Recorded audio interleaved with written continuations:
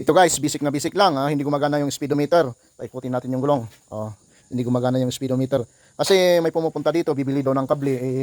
Kung minsan hindi naman kable yung problema. Basic na basic lang to, para lang sa hindi nakakalam. Ang pwedeng sakit nito, dito mismo sa speedometer, kable, o itong gear dito sa loob. Para alam nyo kung bibili kayo ng kable o hindi. Tanggalin nyo lang sa may banda rito. Tapos paikutin nyo. Pag pinaikat nyo, o yan, gumagana. Kaya ibig sabihin, yung gear dito sa loob, dito, baka maaaring may hindi na ibalik o nasira yung gear.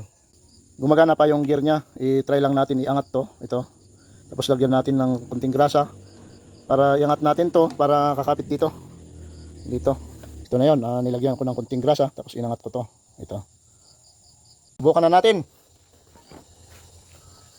Yun, umangat na yung speedometer, ayos na.